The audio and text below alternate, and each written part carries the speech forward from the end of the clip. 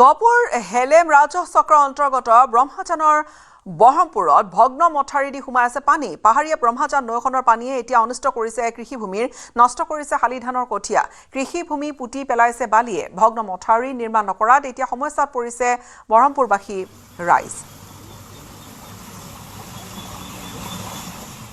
গহপুৰৰ ব্ৰহ্মজানৰ যি ব্ৰহ্মজান নৈ আছে, বহমপুৰ অঞ্চলত ভগ্ন মাথাউৰিয়ে এতিয়া হুৰা পানী সোমাইছে, যাৰ ফলত ৰাইজ এতিয়া যথেষ্ট সমস্যাত পৰিছে। মোৰ সহযোগীয়ে দেখাব, এয়া বহমপুৰ অঞ্চলৰ যোৱা বছৰে এইটো মাথাউৰি ভাঙি নিছিল ব্ৰহ্মজান নৈ বানে।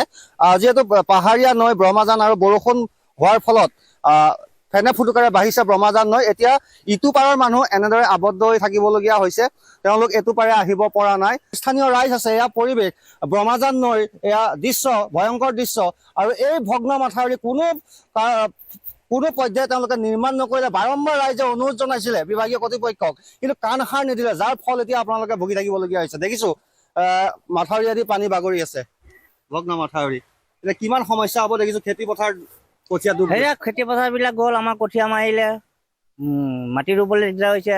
তিন ধানৰ কঠীয়া মাৰিলে, কঠীয়া মাৰাৰ পৰতে দিগদাৰ হৈছে, কঠীয়া পাৰিব জগা নাই পানীৰ পৰা। তেনেকুৱাই আৰু যোৱা বছৰ নবনালে, নবনোৱাৰ ফল আজি এতিয়া আপোনালোকে ভুগিবলগীয়া হৈছে। যোৱাবাৰ মাথাউৰি ছিগিলে, আজি এইবাৰ খৰালিত বনাম বুলি ক'লে, ক'ত খবৰেই নাই, কোনো খবৰ নাই। আচলতে আপোনালোকক গুৰুত্ব দিয়া নাই বিভাগে, যে হেলেম ৰাজহ চক্ৰৰ অন্তৰ্গত নহয় জানো? সেইটোৱে গুৰুত্ব দিয়া নাই। গুৰুত্ব দিয়া নাই, কেতিয়াবা মাথাউৰি হৈ গ'লহেঁতেন।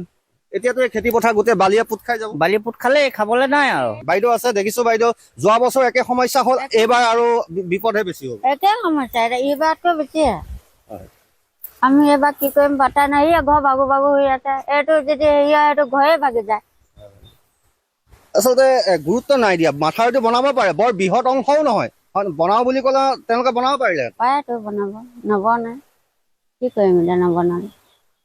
এতিয়া স্কুলীয়া ল'ৰা ছোৱালী বিলাক চাগে ইটো পাৰে থাকি যাবলগীয়া হয়। এইটো পাৰে থাকে, আজি স্কুলে বন্ধ হৈ গৈছে। হয়, পুনৰ সহযোগীয়ে দেখাব, চাওক এইটো মাথাউৰি কিছু অংশ যোৱা বছৰে খহাই লৈ গ'ল। তাৰ পাছত কিন্তু বনাম বুলি আশ্বাস দি থাকিলে, কোনো ধৰণৰ তেওঁলোকে বনাই নিদিলে বিভাগীয় কৰ্তৃপক্ষই। যাৰ ফলত ইটো পাৰৰ ৰাইজ ইটো পাৰে থাকে। অহা যোৱা কৰিবলৈ হ'লে তেওঁলোকে যেতিয়া পানী কম থাকে তেতিয়া তেওঁলোকে পথাৰেদি নামি আহিব পাৰে। কিন্তু এতিয়া ব্ৰহ্মজান নৈ তীব্ৰ বেগত বাঢ়ি আছে, আৰু যাৰ ফলত ভগ্ন মাথাউৰিয়ে হুৰা পানী সোমাই আছে। গতিকে হেলেম ৰাজহ চক্ৰৰ অন্তৰ্গত এইটো অঞ্চল ব্ৰহ্মপুৰ, আৰু এই ব্ৰহ্মপুৰ অঞ্চলত এতিয়া ৰাইজ আচলতে যথেষ্ট চিন্তিত হৈ পৰিছে। তামুলপুৰ জিলাৰ ভাৰত-ভূটান সীমান্তত বন্য হস্তীৰ উপদ্ৰৱ। শান্তিপুৰ হাতীডোবা কালঝাৰত বনৰীয়া হাতী ট্ৰাক চলাইছে। বাসগৃহ, দোকান, আচবাব তছ কৰি পেলাইছে বনৰীয়া হাতীৰ জাকে। পথাৰৰ কঠীয়া, তামোল বাগানো নষ্ট কৰিছে বন্য হস্তীয়ে। আৰু হাতী খেদাৰ বাবে বন বিভাগৰ হাতত নাই পৰ্যাপ্ত সঁজুলি। বিনা অস্ত্ৰৰে বনকৰ্মীয়ে যেন খেদিবলগীয়া হৈছে এতিয়া বনৰীয়া হাতী।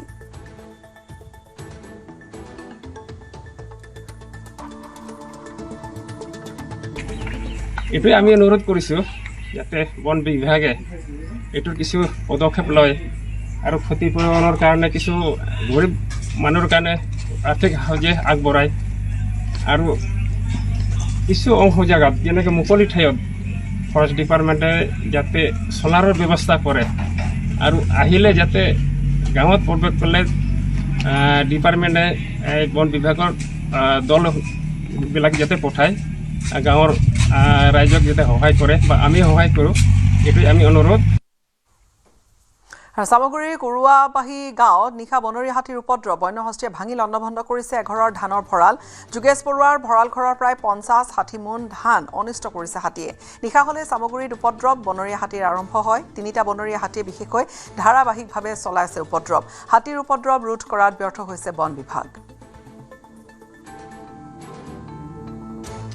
মোৰ ভঁৰাল ঘৰটো ভাঙি আপোনাৰ ধান আছিলে, সেই ধানখিনি মানে প্ৰায় অনিষ্ট কৰিছে। 30-40 মোন ধান অনিষ্ট কৰিছে। কেইজন আহিছে হাতী? হাতী 3জন আহিছিলে। 3জন আহিছে, হয়। ইয়াত আছে নেকি হাতী? ইয়াত আছে বুলি ক'ব পাৰি, কাৰণ প্ৰত্যেক সন্ধিয়াই মানে হাতী আহে, আছে বুলি ক'ব লাগিব।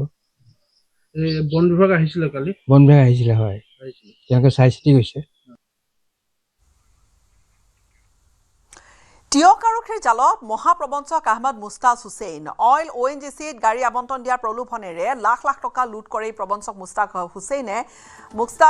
হুছেইনৰ বিৰুদ্ধে অভিযোগ বহুখিনি আছে ওচৰ চুবুৰীয়া বন্ধু বাদে শাৰী কোনো যোৱা নাই মুস্তাজৰ পৰা শাৰী নকল নিজৰ আনকি ভগ্নীও টিয়কৰ বাগান তিনিআলিৰ মুক্তাজে বিগত সময়ত অইল ONGC লগতে NRL আদিত গাড়ী আবণ্টন দিয়াৰ প্ৰলোভনেৰে বহুজনৰ পৰা লুটিছে লাখে লাখে টকা আৰু আৰক্ষীয়ে মুক্তাজক গ্ৰেপ্তাৰ কৰাৰ পিছতে টিয়ক আৰক্ষী থানাত ভিৰ কৰিছে হি ভুক্তভোগীসকলে দীৰ্ঘদিনে বিচাৰি ফুৰা এই ভুক্তভোগীয়ে ডিব্ৰুগড় আদালত চৌহদৰ পৰা আটক কৰি আনি সমঝাই দিছে আৰক্ষীক ইতিমধ্যে আৰক্ষীয়ে লগত মুক্তাজক লৈ তদন্ত আৰম্ভ কৰিছে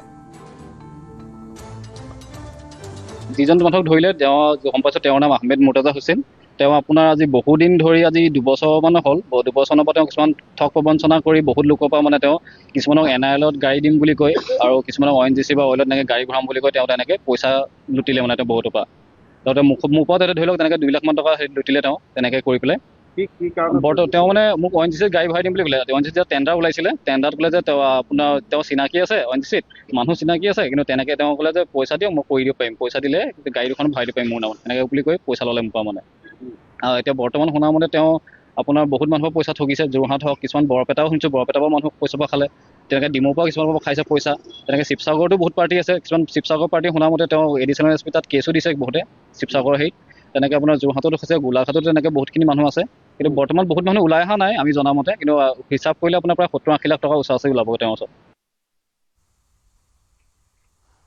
ফিফা বিশ্বকাপৰ খবৰ গ্ৰুপৰ অন্তিমখন মেচত জয়েৰে নকআউটত প্ৰৱেশ কৰিছে ব্ৰাজিলে স্কটলেণ্ডৰ বিৰুদ্ধে 3-0 গ'লৰ ব্যৱধানত বৃহৎ জয় লাভ কৰিছে ব্ৰাজিলৰ হৈ ভিনিচিয়াছ জুনিয়ৰে 7 মিনিটতে দিয়ে প্ৰথমটো গ'ল আৰু তাৰ পিছত 29 জুনত নকআউট মেচত অৱতীৰ্ণ হ'ব এতিয়া ব্ৰাজিল আনহাতে ফিফা বিশ্বকাপৰ আন এখন খেলত বস্নিয়াই পৰাস্ত কৰিছে কাটাৰক 3-1 গ'লৰ ব্যৱধানত কাটাৰক পৰাস্ত কৰিছে বস্নিয়াই পৰাজয়ৰ লগে লগে বিশ্বকাপৰ পৰা বাহিৰ হ'ল কাটাৰ নকআউটত প্ৰৱেশৰ আশা সজীৱ কৰি ৰাখিছে অৱশ্যে বস্নিয়াই গ্ৰুপ পৰ্যায়ৰ অন্তিম আনখন খেলত ছুইজাৰলেণ্ডক পৰাস্ত কৰিছে কানাডাক ছুইজাৰলেণ্ডে কানাডাক পৰাস্ত কৰিলে সহ আয়োজক কানাডাক 2-1 গ'লৰ ব্যৱধানত পৰাজিত কৰে ছুইজাৰলেণ্ডে কানাডা আৰু ছুইজাৰলেণ্ড দুয়োখন দেশে প্ৰৱেশ কৰিছে দ্বিতীয় ৰাউণ্ডত আৰু আন এখন খেলত মৰক্কোৱে পৰাস্ত কৰিছে হাইটি ইতিমধ্যে বাহিৰ হৈছে অৱশ্যে খেলৰ পৰা আৰু 4-2 গ'লৰ ব্যৱধানত হাইটিক পৰাস্ত কৰিছে মৰক্কোৱে এই জয়ৰ লগে লগে দ্বিতীয় ৰাউণ্ডত প্ৰৱেশ কৰিছে মৰক্কোৱে আৰু গ্ৰুপৰ অন্তিমখন খেলত পৰাস্ত হ'ল দক্ষিণ কোৰিয়া সাউথ কোৰিয়াক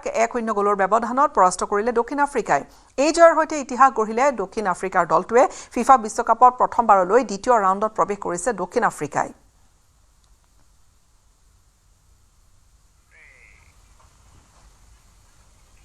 অৰুণাচল প্ৰদেশৰ শেহতীয়া আপডেট অৰুণাচল প্ৰদেশত যি প্ৰলয়ংকাৰী বান পৰিস্থিতি তাৰ পিছতে এটা অবৰ্ণনীয় পৰিৱেশ ভয়ংকৰ বানত এতিয়ালৈকে 40টাৰো অধিক ঘৰ বিধ্বস্ত হৈছে লগতে নিখোজ হৈ আছে 4 গৰাকীকৈ লোক ভয়াৱহ বান পৰিস্থিতিত তছনছ হৈছে ৰাজ্যখনৰ বিস্তীৰ্ণ অঞ্চল বাটপথ ঘৰ দুৱাৰকে ধৰি বহু ঠাই ধ্বংসস্তূপত পৰিণত হৈছে পাহাৰৰ পৰা নামি অহা গছ-গছনি শিল পানী বোকা এফালৰ পৰা ধাহি মুহি নিছে প্ৰলয়ংকাৰী বানৰ